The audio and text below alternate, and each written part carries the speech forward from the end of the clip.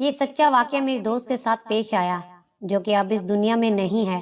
میری دوست کا نام شائستہ تھا۔ اپنے نام کی طرح وہ مزاج کی بھی بہت اچھی تھی۔ ہم دونوں فرسٹ کلاس سے ساتھ پڑھتے تھے اور جب یہ واقعہ پیش آیا اس وقت ہم 8ویں کلاس میں تھے۔ ہم ہر جگہ ساتھ ساتھ ہوتے تھے، وہ کلاس روم ہو، لائبریری ہو یا اسمبلی گراؤنڈ۔ ہم ایک دوسرے کی باتیں کیے بغیر سمجھ جاتے تھے۔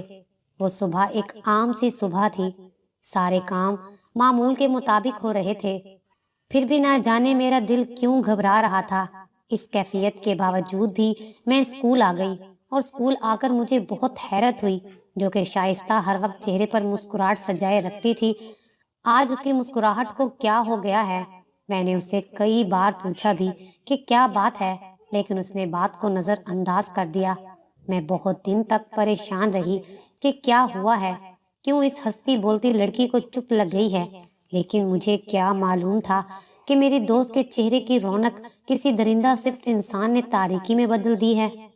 دن آگے کھسکتے گئے۔ ہمارے 8ویں کلاس کے فائنل پرچوں میں 3 ماہ رہ گئے تھے اور چونکہ یہ سیکنڈری کے آخری کلاس تھی جس میں سخت محنت کی ضرورت ہوتی ہے تاکہ آگے 9th کلاس میں آسانی ہو، سو میں نے بھی شائستہ سے دھیان ہٹا کر پڑھائی پر لگا دیا۔ شائستہ آئے دن چھٹیاں کرنے لگی اور اس کی صحت روز بروز خراب ہوتی جا رہی تھی۔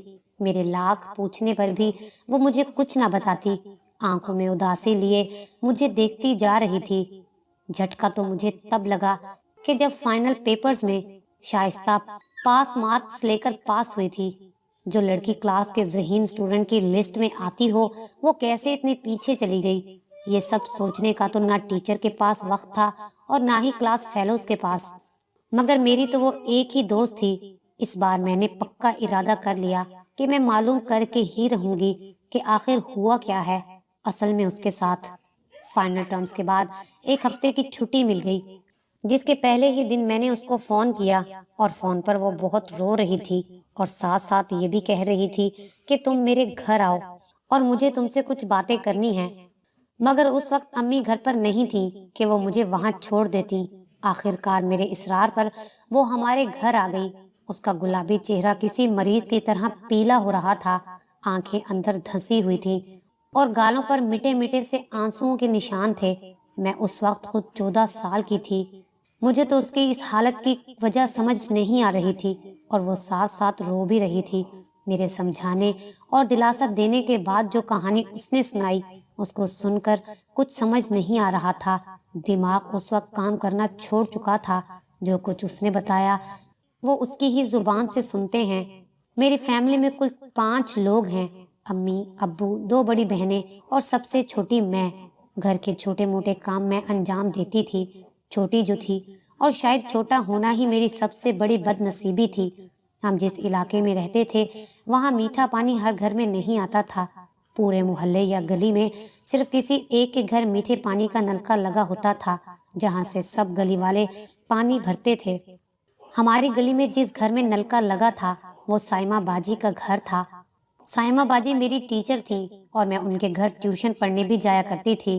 وہ اپنے شوہر کے ساتھ اس چھوٹے سے گھر میں اکیلی رہتی تھی۔ ان کے سسرال اور میکے میں سے کبھی کسی کو ان کے گھر آتے جاتے نہیں دیکھا تھا۔ وہ گلی کے سب بچوں کو ٹیوشن بھی پڑھاتی تھیں۔ ان کے شوہر کا پتہ نہیں کہ وہ کیا کام کرتے تھے، وہ ہر وقت گھر پر ہی دکھائی دیتے تھے۔ وہ دن بھی کیسا منحوس دن تھا۔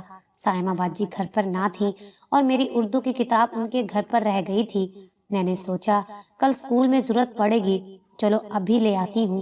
یہ سوچ کر میں وہاں چلی گئی، لیکن جب وہاں گئی تو پتہ چلا کہ سائمہ باجی گھر پر نہیں ہیں، تو فوراً پڑھائی والے کمرے میں جا کر کتاب اٹھا لائی، لیکن ان کے شوہر نے صحن میں میرا ہاتھ پکڑ لیا۔ میں نے کہا انکل میرا ہاتھ چھوڑیں، لیکن وہ میرا ہاتھ پکڑے چہرے پر خباثت سجائے مجھے دیکھتے رہے اور کہا کہ تم چھڑوا لو ہاتھ۔ جب میں نے بہت کوشش کی اس کے بعد بھی انہوں نے میرا ہاتھ نہ چھوڑا تو میں رونے لگی۔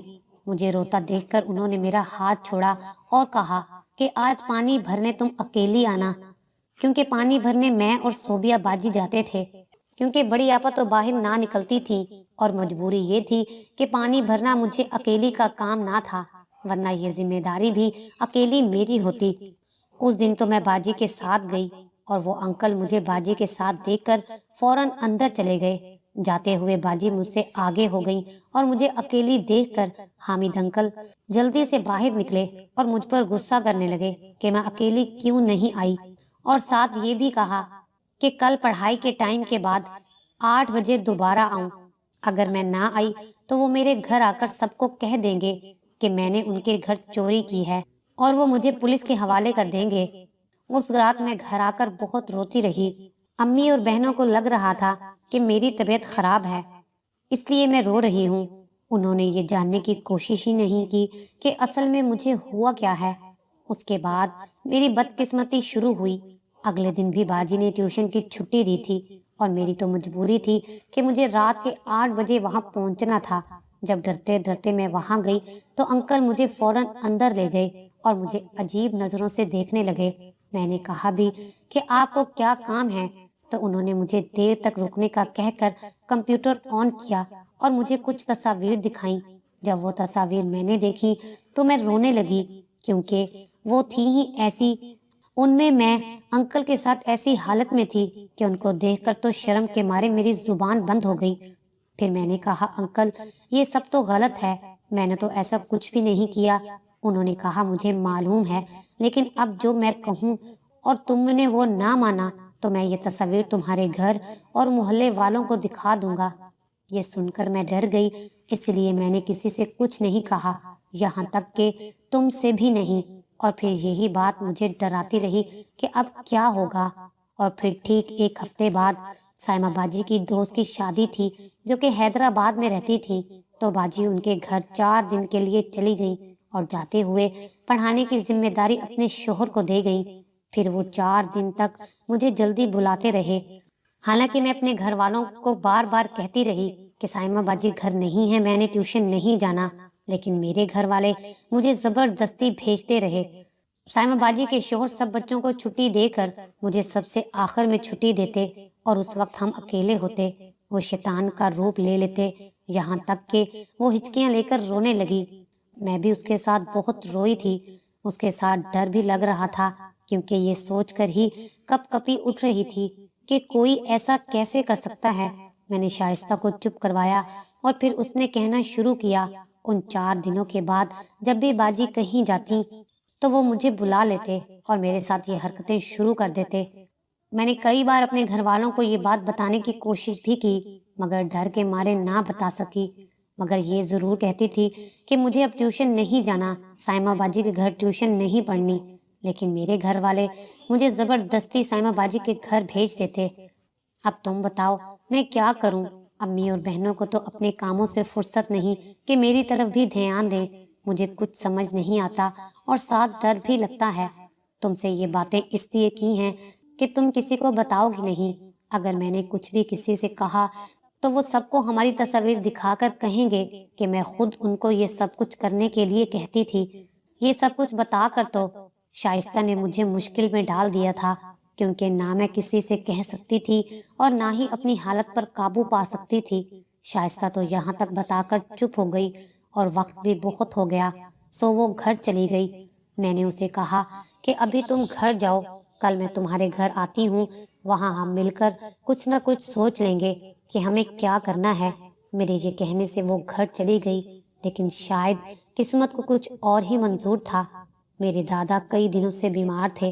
اس رات اچانک طبیعت خراب ہونے کی وجہ سے انہیں ہسپتال داخل کروایا گیا، لیکن صبح تک ان کا انتقال ہو گیا اور ان سب کے درمیان 3 دن گزر گئے اور میں بھی گھر میں مصروف ہو گئی۔ لیکن جب 3 دن گزرے تو مجھے شائستہ کی جب یاد آئی اور جب میں نے اس کے گھر فون کیا تو کسی نے نہ اٹھایا۔ میں نے کئی بار کوشش کی لیکن کچھ نہ ہوا۔ آخر میں دوپہر تک امی کو لے کر اس کے گھر چلی گئی۔ وہاں تو ایک عجیب ہی منظر میرا منتظر تھا۔ اس کے گھر کے آگے بہت سے لوگ جمع تھے۔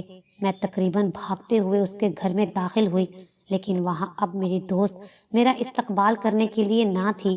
پچھلی رات نروس بریک ڈاؤن ہونے کی وجہ سے وہ اس دنیا سے جا چکی تھی۔